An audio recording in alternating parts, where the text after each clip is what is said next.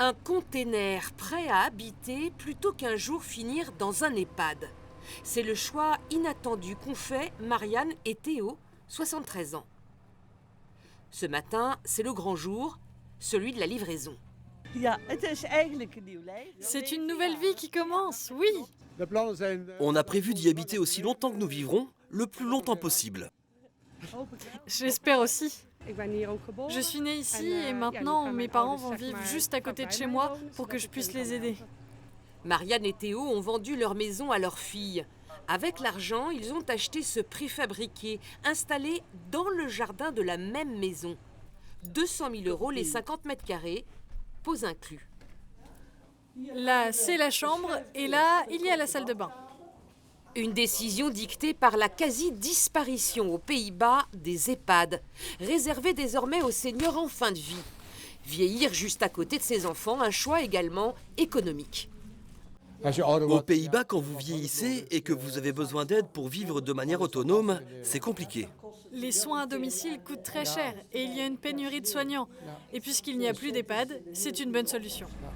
Des containers pour loger des seniors près de leur famille sans permis de construire. Un business florissant aux Pays-Bas. Les EHPAD coûtaient trop cher à l'État. La plupart ont été supprimés. Les familles prennent le relais, mais les seniors eux-mêmes s'organisent. Dans cette ville près d'Eindhoven, 160 retraités sont membres d'un réseau d'entraide. Rendre toutes sortes de services.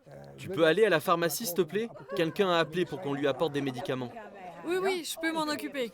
2 seniors valides sont réquisitionnés pour apporter des médicaments à une personne ne pouvant pas marcher.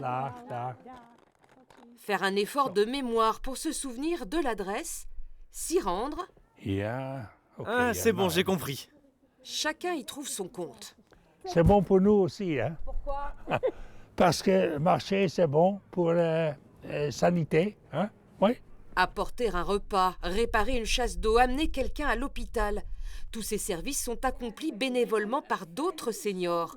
Les infirmières à domicile existent, mais ne sont déclenchées qu'en dernier recours par le médecin traitant. Je veux vivre de manière autonome le plus longtemps possible et rester dans ma maison. Et si vous recevez de l'aide pour les choses plus difficiles, ça rend la vie beaucoup plus agréable. L'État néerlandais parie enfin sur la prévention. S'exercer à marcher sur des pavés irréguliers ou des planches inclinées. Apprendre à ne pas tomber ou mieux tomber en transformant la chute en roulade. Apprendre enfin à se relever. Tu peux créer un levier avec la jambe et le bras gauche. C'est important de faire une pause. Ces cours sont payés par la Sécu. Ça va réduire les risques de chute et donc les risques de mortalité. Ça va réduire les coûts de la Sécu car les gens iront moins à l'hôpital. Moyenne d'âge des participants, 78 ans. On apprend à marcher en commençant par le talon, comme ça. Donc, s'il y a une pierre mal placée, vous pouvez anticiper que vous allez tomber. Je peux rester à la maison plus facilement parce que je ne vais pas tomber. Ça m'angoisse de tomber.